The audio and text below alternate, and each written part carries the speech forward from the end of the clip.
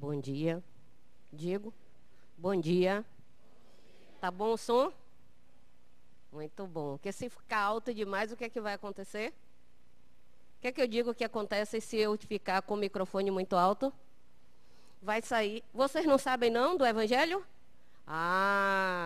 Eu vou contar.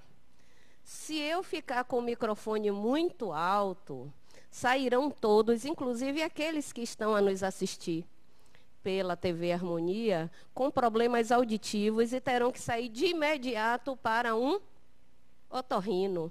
Porque eu falo alto naturalmente e o microfone, então, potencializa isso aí. Então, para mim, o microfone tem que ser minimizado para que vocês não corram riscos auditivos graves. Tá bom assim? Os que estão aí no fundo me ouvem bem?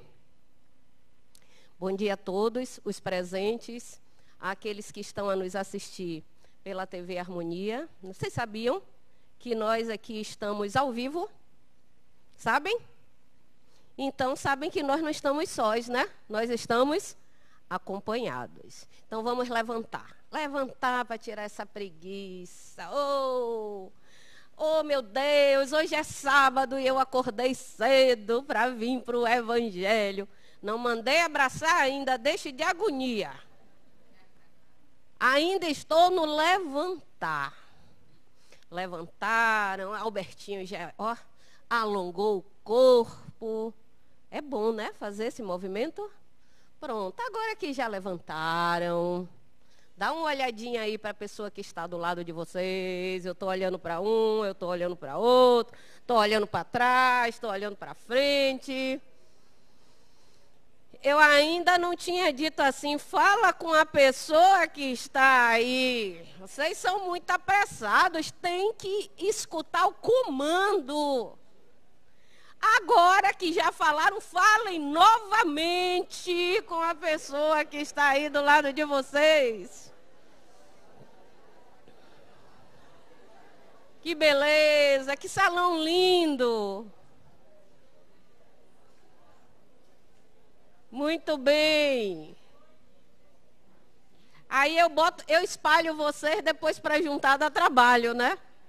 Agora nós vamos dizer às pessoas que estão em casa que eles também são bem-vindos, que nós também estamos recebendo-os e vamos dar um bom dia. Eles não vão ouvir não, mas vão me ouvir, tá certo? Então vamos lá. Vamos lá? Bom dia, pessoas! Muito bem. Agora vocês podem sentar. Ou vocês querem ficar até as 9h20 aí, em pezinhos? Podia fazer diferente hoje, não é? Eu sentava e vocês ficavam em pé. É bom ficar em pé, né? Descontrai a musculatura, a circulação funciona bem. Que maravilha, gente. Hoje nós estamos aqui dia? Que dia é hoje? Que às vezes eu fico meio perdida assim, sabe? Ontem era São Pedro. Essa moça é viúva. Olha, ela sabia que ontem foi o dia de São Pedro. Tem mais alguém que sabia que ontem foi o dia de São Pedro? 29 de junho de 2018. Bom, dia de São Pedro, na verdade, é todo dia, né? Todo dia, porque Pedro foi um espírito encarnado que esteve lá no período em que Jesus esteve reencarnado também, fez as suas obras enquanto ser vivente, desencarnou, né? E desencarnou de uma forma dentro de um martírio grande, né? Vocês sabem que Pedro foi martirizado, não sabem? Por isso ele é considerado, né? Ele é considerado o quê? O que Pedro é considerado? Já que você que sabe que ontem foi o dia de São Pedro, menina. Pedro é considerado a pedra do cristianismo, né? O fundamento do cristianismo, porque até pela forma como ele foi martirizado, né? Após Jesus ter sido crucificado, também ele foi crucificado. Só que invertido. Jesus foi crucificado, cabeça e pés. Ele foi crucificado, cabeça e pés. É uma forma muito mais cruel de assassinar uma pessoa. Se a gente já considerava, né, a forma como Jesus foi assassinado cruel, a forma como Pedro foi assassinado foi intencionalmente cruel, né? Então ele tem para a Igreja Católica uma representação muito grande, independente daquela que é aludida dia 28, porque tem 28 que é a véspera de São Pedro, né? E tem 29 que é o dia de São Pedro. Dia que dizem que as viúvas, né, comemoram que Pedro seria o patrono das viúvas. Mas eu não vim falar de Pedro, né? Eu vim falar do capítulo 10. Mas Pedro nos serve como uma referência. Eu não tinha nem pensado em Pedro, mas quando você falou de 29 de Pedro, eu já... Nós estamos no dia 30 de junho de 2018, metade do ano, exatamente. Percebem? Exatamente a metade do ano. Porque amanhã já é 1º de julho e amanhã já será o segundo semestre de 2018. E nós estamos hoje refletindo sobre o capítulo 10. Capítulo 10 que vem depois do 9 e antes do 11. Olha que coisa! Eu nem tinha percebido isso, que o capítulo 10 vem antes do 11 e vem depois do 9. E que o 9 e o 11 em algarismo romano é a mesma coisa, só inverte a posição. E ele está no meio. No meio de um capítulo que diz: bem-aventurados aqueles que são brandos e pacíficos. E pós ele diz: amai ao próximo como a ti mesmo. E no meio, sede misericordiosos. Que já vem sido refletido. Quem tem vindo ao Evangelho? Levanta a mão aí para eu ver quantos. Então, vocês perceberam que esse mês de junho teve mais de um dia deste capítulo, não foi? Porque a semana passada, por exemplo, foi refletido este mesmo capítulo por Sandra Portela. E hoje nós estamos novamente refletindo ele. Porque existem capítulos do Evangelho que são importantes que nós tenhamos mais de uma percepção dele. Ô, Nil, por que percepção? Porque a pessoa que aqui chega, ele vai trazer a reflexão da forma como ele percebe, da forma como ele compreende. E isto está efetivamente ligado àquilo que ele é. Porque existem espíritos com a mesma percepção da vida, com ideias iguais, com pensamentos iguais, com emoções iguais, com sentimentos iguais. Não, porque somos individualidades e cada um de nós vivendo o seu próprio momento de compreensão da vida, de compreensão e percepção das leis divinas, de percepção de quem somos, de qual é o nosso papel na sociedade, do que estamos fazendo aqui, do que efetivamente é uma missão nossa, daquilo que não é, cada um de nós pensando de uma forma diferente. Aí vem o capítulo 10 e diz assim: bem-aventurados aqueles que são misericordiosos, porque terão misericórdia. Aí a primeira coisa, eu sou uma pessoa muito curiosa, não sei se vocês já perceberam. Eu sou uma pessoa muito curiosa. Aí fui procurar entender o que seria misericórdia. Porque nós utilizamos muito esta palavra, não é? Vemos uma situação de surpresa, misericórdia. Vemos uma situação de sofrimento, misericórdia. E utilizamos esta palavra o tempo todo. Eu pergunto a vocês aí, o que é misericórdia? O que é misericórdia? Nós usamos tanto, né? Misericórdia. Hoje que estamos em tempo de vídeos, né?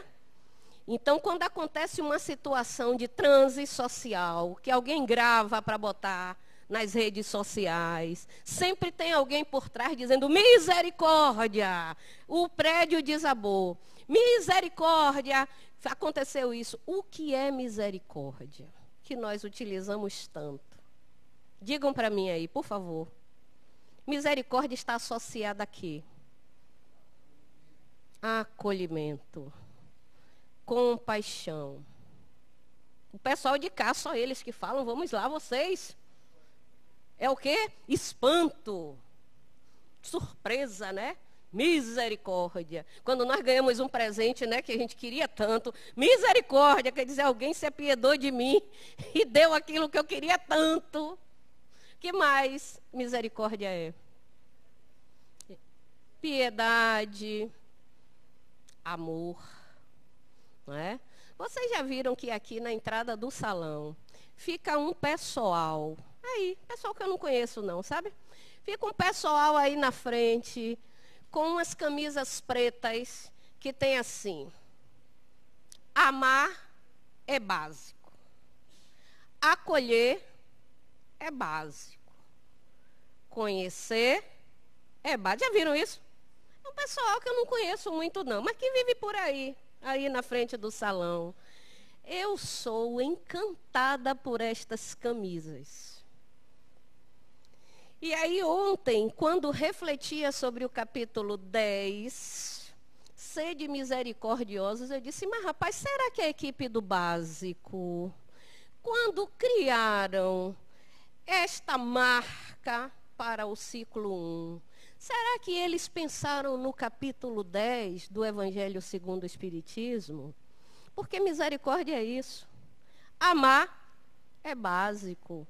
Por que amar é básico? Porque amar é o sentimento que estabelece a relação do espírito. Amar. Acolher é básico.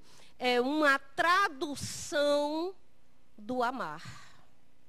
Acolher. O que é acolher outro? É receber, não é? É receber esta pessoa.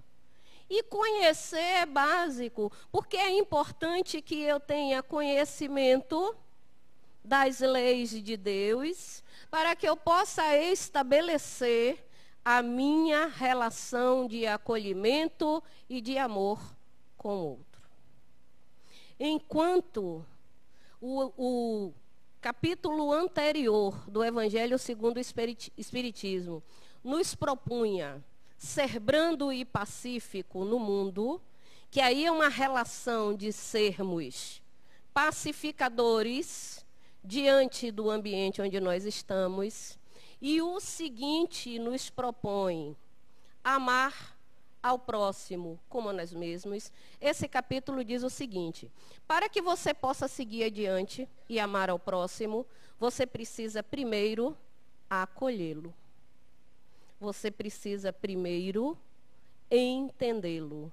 Você precisa ter um olhar para com o outro de forma a acolhê-lo, respeitá-lo, compreendê-lo, aceitá-lo como ele é, e não conforme você estabelece que ele deva ser. E aí vem José, o espírito que escreve o texto que foi lido, e nos propõe uma extensão da palavra misericórdia, nos convidando a sermos indulgentes. Mas antes de refletirmos esse desdobramento que fala de indulgência, eu, como boa curiosa que sou, fui procurar sentidos e significados para a palavra misericórdia. Misericórdia, sim, tem uma intenção de bondade, amor, acolhimento para com o outro, porque a palavra é derivada de duas expressões que diz que é o zelo ou o acolhimento da alma pelo coração. É você acolher o outro pelo coração. Ele está falando do órgão pulsante da máquina? Não. Está falando do sentimento. Mas misericórdia também era uma arma usada pelos cavaleiros medievais. Era um punhal utilizado na cintura do cavaleiro, do lado direito. Vocês já ouviram falar aí num ditado que nós usamos também e não sabemos o significado? Fulano deu golpe de misericórdia. Vem daí, da Idade Média. Quando estavam em guerra, por disputa de poder, por disputa de território, pelo que quer que fosse, o cavaleiro, ele, além da sua lança, de sua espada, de tudo, ele tinha este punhal aqui na cintura. Quando ele abatia o inimigo, e o inimigo ainda estava vivo, ele descia do seu cavalo e esperava que o inimigo pedisse misericórdia. Se pedisse misericórdia, era poupado da morte. Se não pedisse, o punhal saía da cintura e dava o golpe fatal. Daí vem a palavra golpe de misericórdia. Olha, fulano de tal colocou o outro numa situação de recuo tão grande e que deu o golpe de misericórdia, ou seja, acabou com fulano de tal. E às vezes nós até ficamos felizes quando isso ocorre, né? Porque ainda no nosso processo de crescimento nós somos meio que revanchistas, né? Então, se o outro fez o mal, que alguém faça o mal a ele também. E que dê o golpe de misericórdia para ele não ter a oportunidade de levantar. Percebem? Que nós fomos assimilando esta cultura sem sequer saber que existia uma arma que se chamava misericórdia. Então era assim, se o sujeito pedisse para viver, ele era conservado. Misericórdia para ele, na ação. Pediu para viver, vai viver. Mesmo que aquele ferimento fosse um ferimento grave e ele não fosse ter a oportunidade de sobrevida, mas ele pediu misericórdia. E nesse momento aí, a misericórdia tem um sentido de clemência, né? Tenha piedade de mim. Tenha piedade de mim. Me poupe. Então era poupado. Mas se o outro antagonista não pedisse por misericórdia, ou porque não queria admitir que estava numa situação de fragilidade, ou porque não estivesse suficientemente lúcido para solicitar isto, então ele recebia o golpe de misericórdia. Era de misericórdia porque a arma se chamava misericórdia. E nós incorporamos isso culturalmente, né? E sempre que nós nos colocamos numa situação, né, de transe e alguém aplicou o golpe de misericórdia, ou seja, derrubou o inimigo, não tem mais como ele se levantar. Mas misericórdia também é utilizada, e foi utilizada, muito para dizer ao cidadão no mundo que ele deveria praticar boas obras.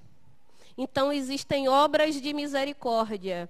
E obras de misericórdia que são materiais, que é dar o alimento, dar o cobertor, dar o vestuário, fazer visita em hospital. Isso nos parece surpreendente?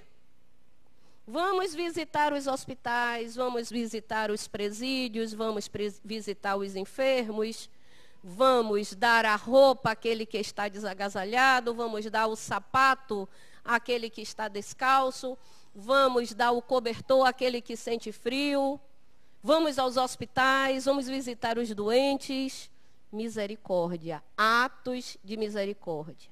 E existe um outro sentido para esses atos de misericórdia, que são aqueles chamados de atos espirituais. A palavra amiga, o ombro amigo, o aconselhamento, a orientação, o ensino, a evangelização, atos de misericórdia que nós praticamos. Percebe? Que na nossa vida, todo o tempo, nós somos induzidos à misericórdia. Durante a nossa vida, nós somos induzidos à prática da bondade, à prática da misericórdia, à prática do amor, da forma como eu o entendo. Misericórdia também está associada à misericórdia divina. Quem aqui não pediu ainda misericórdia a Deus? Senhor, misericórdia. Tem piedade de mim. Tem até uma oração que fala isso, né? Senhor, tende piedade de mim. Misericórdia para com os meus equívocos. Se eu me equivoquei, eu me comprometo a não me equivocar mais, se o Senhor tiver piedade de mim. Tudo isto ligado a quem sou, né? Mas será que piedade é só para mim? Piedade é só para mim, que acabo por me equivocar e cometo uma ação que depois eu percebo poderia ser diferente? Aí José, o espírito protetor, nas instruções dos espíritos diz, indulgência. E aí esta palavra, ela acaba trazendo um peso de comprometimento e responsabilidade para nós muito grande. Porque habitualmente nós pedimos piedade, nós pedimos complacência, nós pedimos acolhimento para os nossos equívocos. Mas quando é para que eu possa fazer o mesmo pelo outro, a minha palavra é sempre do julgador implacável. Se fulano errou, ele precisa responder pelos seus erros. Mas por que quando sou eu que erro, eu peço complacência pelas minhas ações? É isso que José nos convida a refletir. A nos colocar como espírito vivendo dentro do ambiente social. Acolhendo, amando ao nosso próximo. E aí, dentro deste capítulo, tem uma passagem que eu gosto muito. Não sei se Sandra chegou a desenvolver ele, que é uma passagem que diz assim, o argueiro e a trave no olho. Ela falou? Não? Então eu vou falar. Neste capítulo 10, tem uma passagem que a minha infância foi vivenciada a partir dele. O argueiro e a trave no olho. Ele diz o seguinte, você consegue ver um argueiro que era uma trave, um pedaço de madeira enorme. Ele não falou de um cisco não, viu? Ele falou um pedaço de madeira enorme no olho do outro. Mas um cisco no seu, você não consegue enxergar. E na minha infância eu fiz catecismo. Quem fez catecismo aqui? Todo mundo, né? Porque a nossa base, na maioria das vezes, é efetivamente a base católica. Na minha faixa etária, você levantou a mão, meu filho? Você? Levantou? Você também? Nós somos mais ou menos da mesma idade. Vê se vocês conhecem essa música. Da época do catecismo. Eu não vou cantar a música não, porque se eu falando já grito, imagine cantando, né? Cantando é uma tristeza. Sem falar que quando eu canto, eu tenho a potencialidade de errar a música toda, então eu não vou nem tentar. Mas existia uma musiquinha que a minha catequista cantava para nós, criancinhas, e eu fiz catecismo com 7 anos. Porque eu era uma criança problema, a mãe precisava se livrar de mim, então vai catequizar a criança para ver se ela se acalma, porque essa criança é demais, né? Porque era normal que as crianças fizessem catecismo naquela idade de 10 anos, mais ou menos, né? Já sabia ler, com fluência e tal e tal. Mas eu, aos 7, já lia com fluência. Então, para se livrar do problema em casa, manda a menina fazer catecismo, mesmo que ela seja muito pequena. Então, eu fazia parte de um grupo que os meus colegas todos eram bem mais velhos que eu, e eu tinha 7 anos. Então, era meio abobada, né? Porque 7 anos para os outros com 10, eu era um pouco bobinha. Mas era uma transgressora natural e perguntava tudo, né? E perguntava e perguntava. E minha catequista, ela tinha uma arma que não era misericórdia, mas ela achava que era. Ela não era uma cavaleira medieval, mas ela tinha um guarda-chuva, eu já falei isso aqui, não já? Ela tinha um guarda-chuva preto que era misericórdia. Então, quando o aluno estava perturbando e perguntando o que não devia, fazendo perguntas que ela talvez não desejasse, ou não pudesse, ou não soubesse responder, ela aí descia misericórdia. Mas tinha, e eu amava ela, amava aquele espírito profundamente e continuo a amar. Pelo tempo, ela já era mais ou menos uns 60. Hoje eu já estou com 55, já se vão aí 48 anos, ela já está na dimensão espiritual e sabe do amor profundo que eu tenho por ela, porque ela foi uma grande educadora. Mesmo usando o golpe de misericórdia. E tinha uma musiquinha, que aí vocês vão se lembrar comigo, que dizia assim: com a mesma medida que você mede os outros, você vai ser medido. Não julgue ninguém. Não julgue ninguém. Deixe só para Deus julgar. Se você vê um cisco... Não, você não precisa balançar. Você não é da minha faixa etária, menina. Você é mais jovem. Se você vê um cisco no olho do seu irmão, uma trave no seu olho não vê, não. Veja, inverteu. Você consegue ver um cisco no olho do outro, que é uma coisa ínfima. Mas uma trave inteira no seu, você é incapaz de ver. Porque você age com excesso de complacência, e aí nós utilizamos a palavra indulgência de forma equivocada. Nós utilizamos de excesso de complacência para conosco e falta de indulgência para com o próximo. Toda vez que... Eu confesso a vocês, e vou confessar mesmo, porque irmã Berenice já desencarnou, ela pode estar aqui, mas ela sabe que eu não conseguia entender esta música. Como assim? Eu consigo ver um cisco no olho do outro e eu não consigo ver uma trave. O que é uma trave? Eu não sabia o que era trave e fui estudar o que era. Era uma madeira grande, né? Ou seja, você consegue ver o mínimo equívoco na expressão de vida do outro sujeito. Mas todas as coisas que você faz errada, você não consegue perceber. Porque você é complacente demais consigo e um pouco indulgente para com o outro. Como é que você pede misericórdia para si e você é um julgador implacável para com relação ao outro? É isso que José nos convida a refletir.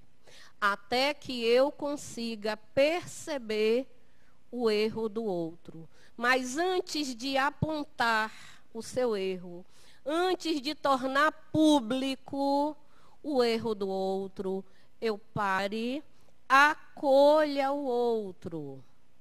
Porque o outro é aquilo que ele consegue ser.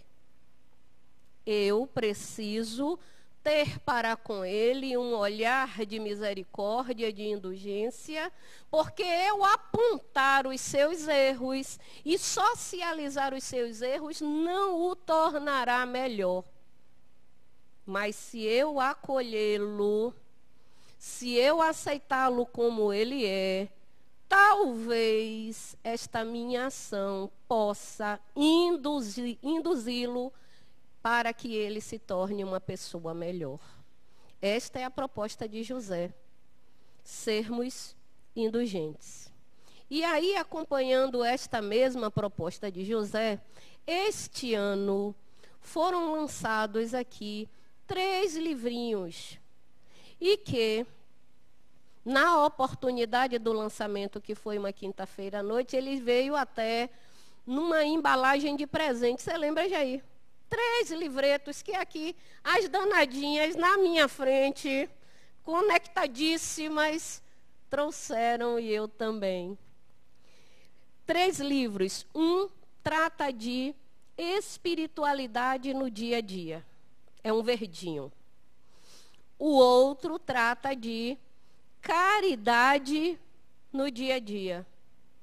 E o terceiro, e não menos importante, trata de perdão no dia a dia. 3 livretos. Eles vendem separadamente, se eu não desejar os 3. E eles vendem em conjunto, num pacote de presente muito bonitinho. Ô, Nil, qual a ordem destes livros para que eu possa ter como uma referência? Não tem ordem. Fica a critério de cada um de nós. Eu os tenho agrupados: espiritualidade no dia a dia, perdão no dia a dia e caridade no dia a dia. Eu os agrupo assim e os leio desta forma. Então, toda vez que eu pego um trecho aqui, eu pego um de cada, que são referências, tipo, é a página 33 daqui, eu leio a página 33 dos 3 livros, porque eles são complementares. É interessante isso.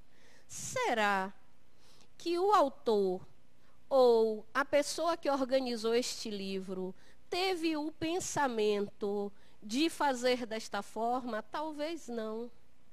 Talvez não tenha sido esta a intenção. Mas se vocês pegarem nos 3 livrinhos os textos que representam cada um, eles são complementares entre si. Um responde o outro. Um ajuda a fortalecer o que o outro está propondo. E este específico fala do capítulo 10 do Evangelho segundo o Espiritismo. Porque quando falamos de misericórdia, a primeira coisa que nos vem à mente é perdão das ofensas. Não é? E eu me recordo que até um tempo atrás, este capítulo 10 era o meu calcanhar de Aquiles. Outra expressão que nós usamos muito, né? O que é o nosso calcanhar de Aquiles? Pensem aí, o que é o calcanhar de Aquiles de vocês? Vocês têm um calcanhar de Aquiles? Tem? Todo mundo tem? Por que será, hein? Que nós temos. O que é o calcanhar de Aquiles? É o quê? É a nossa fragilidade, né? É aquele ponto onde nós sentimos e temos absoluta certeza que precisamos fortalecer, né? Conta o mito que Aquiles era um guerreiro incansável, né? Incansável. Nenhuma arma conseguia alcançá-lo, mas aí alguém teve a péssima ideia de atacar o seu calcanhar. E diante de toda a fortaleza de Aquiles, aquela era a sua fragilidade, né? Então, às vezes, nós nos pegamos com uma fragilidade que queremos esconder do outro, calça até o sapato para o calcanhar não aparecer, mas que é o nosso ponto de referência para mudanças.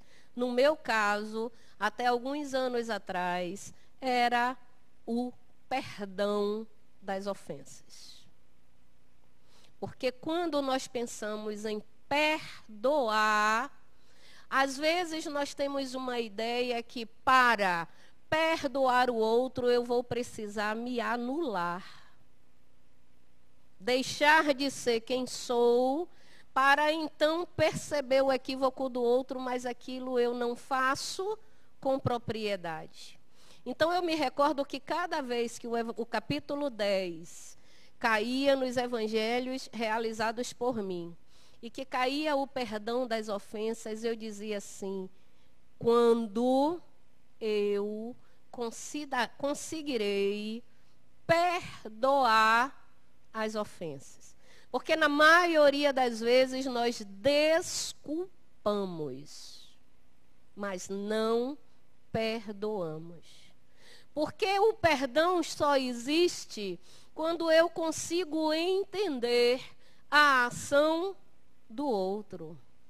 E se no meio daquela percepção, do entendimento do erro do outro, ainda existe uma emoção chamada de mágoa, ressentimento, então eu não perdoei. E durante muitos anos, este era o meu calcanhar de Aquiles. Porque para não ser hipócrita comigo mesma, né? Porque antes de ser com o outro e de usar de demagogia, faça isso, mas você não consegue cumprir consigo, eu era muito honesta comigo mesma. Eu não consigo perdoar, porque eu ainda tenho ressentimento.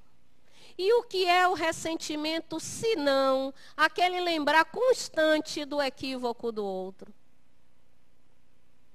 Eu lhe perdoo, mas eu quero você à distância, para que você não tenha a oportunidade de fazer de novo. A gente faz isso? Fazemos. Eu sou magnânimo. Eu perdoo o seu erro, mas não fique perto de mim. Se eu não digo isso intencionalmente, eu tenho atitudes que isolam aquele outro ser humano da minha convivência, para me preservar. Não faço isso por maldade. Não faço isso, às vezes, sequer intencionalmente e conscientemente. Mas faço isso porque quero me preservar da dor. E isolo aquele ser humano. Então, quando nós pensamos desta forma, e às vezes sendo até muito radicais e assertivos conosco, nós aí conseguimos entender: não perdoei. Não perdoei, porque se eu quero manter esta pessoa à distância, eu não perdoei. Se toda vez que esta pessoa se dirige a mim, eu estou com o pé atrás com ela, com medo dela, eu não a perdoei. Porque o perdão das ofensas nos lembra que não preciso perdoar. Sabe por quê? Porque eu não me senti magoado. Porque aquela ação não me atingiu. Perdoar é isto. É não se sentir ofendido. Ora, se não houve ofensa, não há por que perdoar. E nós estamos caminhando para refletirmos a este respeito. Então, até então, se eu, no meu pensamento, a ação do outro ainda me constrangia, e isto me ressentia ao ponto de desejar estar distante desta pessoa, então eu entendia que eu não sabia o que era perdoar. E neste livrinho singelo, existe um capítulo que fala, e é interessante. Mas antes de lê-lo, eu vou só ler o prefácio do autor, para que vocês consigam entender o que é indulgência, o que é misericórdia. Nos diz o autor, com o título Perdão no Dia a Dia, que é o título do livro. Perdão é o equilíbrio emocional na relação com o outro. Pronto. Disse tudo. Perdão é o equilíbrio emocional na relação com o outro. Se a ação do outro não me atinge emocionalmente, eu não tenho por que ter mágoa ou ressentimento. Porque a ação do outro fez mal antes de fazer a mim, fez mal a ele mesmo. Pronto, misericórdia. Golpe de misericórdia. Eu não preciso julgar o outro, porque a própria ação dele é o seu próprio juiz. E vai além. Quando se atinge o estado de perdão ante a atitude considerada inadequada do outro, dissolve-se o desejo de revide. Se me fez o mal, vai ter que receber o mal. Eu não vou fazer, porque eu sou uma pessoa misericordiosa. Mas a vida... Vocês riram, não foi? Perdi até minha teatralização com o riso de vocês. Mas a vida vai ensinar, não é? E ainda assim, ó, a vida vai ensinar, ó, quem com ferro fere, com ferro será ferido, né? Estabelecendo, olha o que este camarada diz. Quando se atinge o estado de perdão ante a atitude considerada inadequada do outro, dissolve-se o desejo de revide, estabelecendo a pacificação interior. Eu não tenho que lhe perdoar porque você não me ofendeu. Que abre o coração e a mente para o entendimento mútuo. São muitas as situações nos quais o julgamento e a interpretação dos fatos nos convidam a exigir reparação por parte do outro. Nesses momentos, a vida nos convida ao perdão, para que a paz interior seja conquistada. A paz de quem? Minha. Porque no momento em que eu guardo mágoa e ressentimento, sou eu que estou escravizado nesta emoção. Por isso, quando o capítulo 10 do Evangelho segundo o Espiritismo nos convida à prática real e concreta da misericórdia, por através da indulgência para com os equívocos alheios, é um convite de libertação. Se liberte da emoção que lhe escraviza na mágoa, no ressentimento. E aí existe algo que é importante pensar. Por que que a ação do outro me magoou tanto? Qual é o núcleo emocional em mim que foi ativado? Foi pela real ação que o outro fez contra mim? Ou foi alguma emoção ainda em desajuste no meu interior? Então, antes de pensar em perdoar o erro do outro, eu preciso estabelecer o auto-perdão. Porque na maioria das vezes, quando outra pessoa consegue me ofender, é porque eu permiti.